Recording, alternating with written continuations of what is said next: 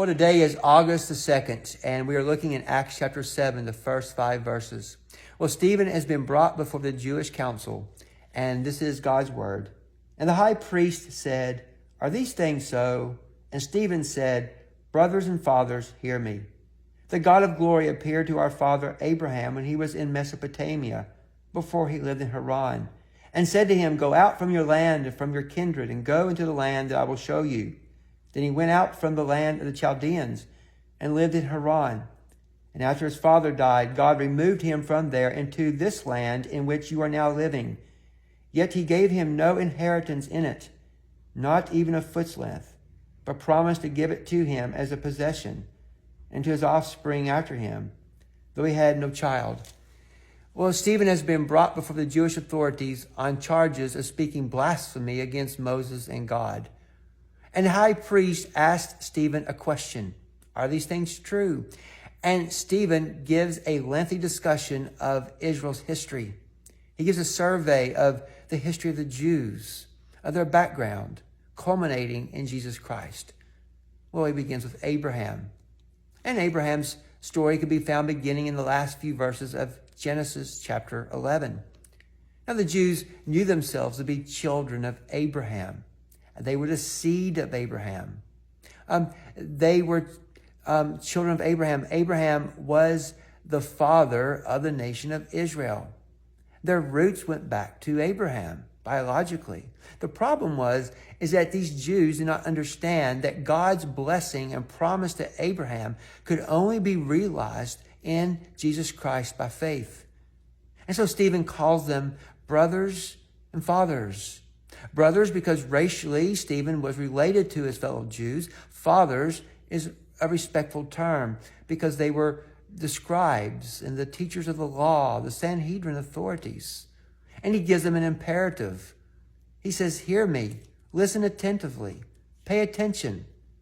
And he begins here with Abraham, and he wants them to understand that God was at work before there was a temple. Remember that Stephen has been accused of speaking against the holy place in chapter 6 of Acts. And God was at work before there were Jews on the face of the earth. And God was at work before there were Jews even brought into Palestine.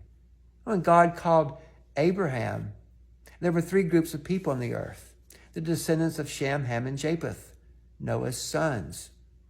But Stephen here says that the God of glory appeared to our father Abraham. The divine glory of God. Glory is essential to God's being. God cannot be God without it.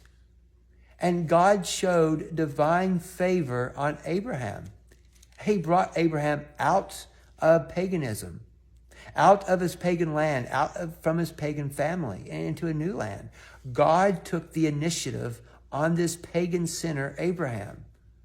It's how God works today in the lives of his redeemed, of his children. Now, if you're a Christian, it's because God took initiative in your life.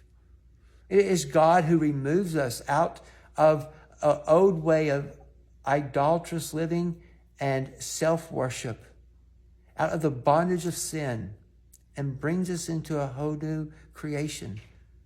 Now, the Holy Spirit seizes the dead heart of the sinner and brings him or her into a whole new world. It's an act of God. Salvation is all of God. Bringing Abraham out of the land was all the work of God. As Stephen says in verse 4, God removed him from there into this land to which you are now living. Now, the land of the Jews in Jesus' day, or in Stephen's day, was this marvelous heritage. And God brought Abraham into this land of promise, yet he gave him no inheritance in it, not even a foot's length, but promised to give it to him as a possession and to his offspring after him, though he had no child. Abraham had no heir at this point. He has no child. He has no descendants. Yet he brought Abraham to this land and said, "I will give this land as a possession to your descendants." And Abraham trusted. Abraham believed God. He believed in the promises of God. Abraham was a stranger in the land of promise. but he trusted in his promise because his promise was made by the living God. And Abraham trusted that.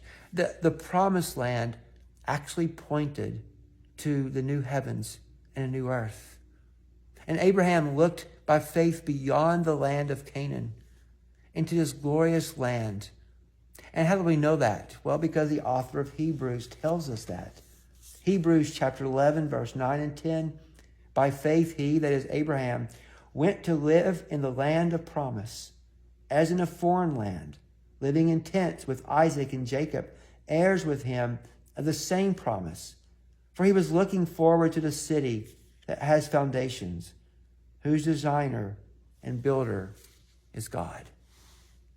We live our lives on this earth by faith, trusting in God, knowing that his promises are reliable, that God will always fulfill his promises. He promises to never forsake us nor leave us. He promises to bring us with him into the new heavens and a new earth. That we have this glorious hope that goes beyond this earthly life.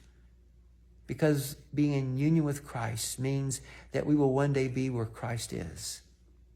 God keeps his promises, maybe not in our timing, but in his perfect timing. Well, we'll look more at Stephen's speech next time.